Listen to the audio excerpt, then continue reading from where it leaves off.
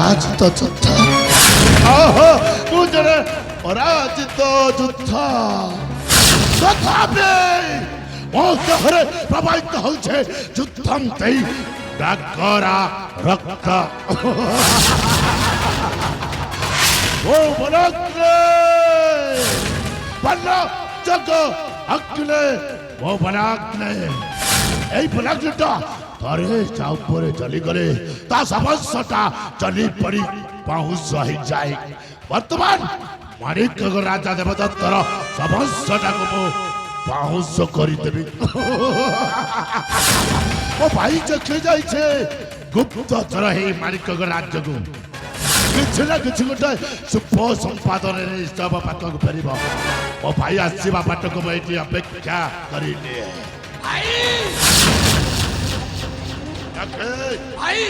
ତୁ ଭଲରେ ଭଲରେ ଫେରି ଆସିଛୁ ଏଇ ସମ୍ବାଦରେ ଆସିଛୁ ମାଣିକ ରାଜ୍ୟର। ତାପରେ କଣ ହେଇଛି କଣ ଦେଖିଲୁ ଦେଖେ କଣ କରୁଛନ୍ତି ରାଜ୍ୟ ଅଭିଷେକ କରିବା ପାଇଁ ନିଷ୍ପତ୍ତି ନେଇଛନ୍ତି।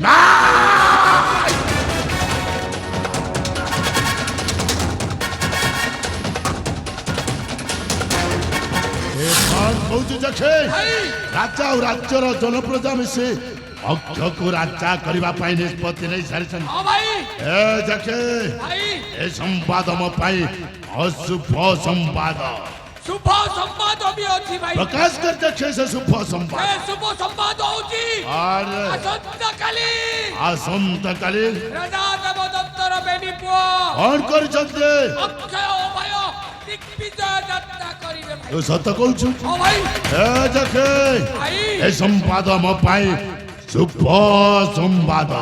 आसंत काली से बेनी भाई दिग्विजय यात्रा करिवे आमे बेनी भाई मध्य दिग्विजय यात्रा करिबा दिग्विजय यात्रा करी देखे से बेनी भाई को खलास करी देई राजा देवदत्त करे बेनी पुअर मृत्यु खबरटा जणाई देबा पुअर मृत्यु खबर सुनिला परे राजा देवदत्त निश्चय भागी पड़िबो ओ भाई तापरे जाके आरामदार राजा देवदत्त जमिति राजसभा मध्य आम बेनी भाईटा को मार हमार राज्य रूपी ताड़ित कर देछि ठीक सेमिते सलाटा को राज्य रु तड़ी देई दांतोर भिकारी सजाई देबा अरे देखे दिग्विजय यात्रा करबा गले अस्त्र शस्त्र बोले आम पाखरे किछि नाही से सब आसीबो कोठु रे काके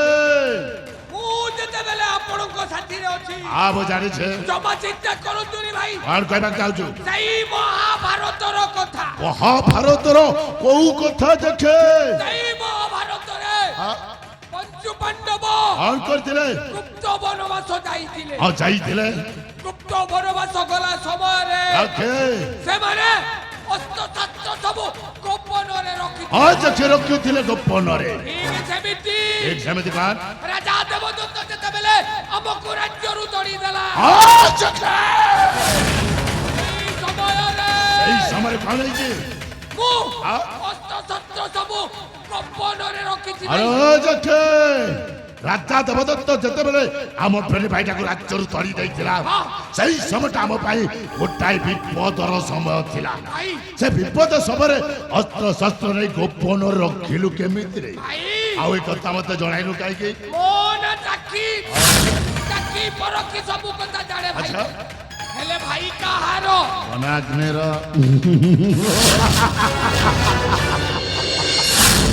शाबाश जके शाबाश विपद सवार अस्त्र शस्त्र रे गोपन रखे दिबारु तो बुद्धिटा को माननिबा को पड़िबो अरे जाके सबर चक्कटा केमिते बोलु छिरे आमे दिले थिलो माणिक्यकर राज्यर चाकर हेई आज दांडर भिखारी साजिछु ठीक समिते राजा देवदत्तटा दांडर भिखारी साजिबो आउ आमे फेटे भाई माणिक्यकर राज सिंहासनटा को आत्ममुठा को रे आसी राजत्व करवा आज ठारो आमे चली जीवा सही अस्त्र शस्त्र जोगाड़ करी दिग्विजय यात्रा आरंभ करिबा चल जखे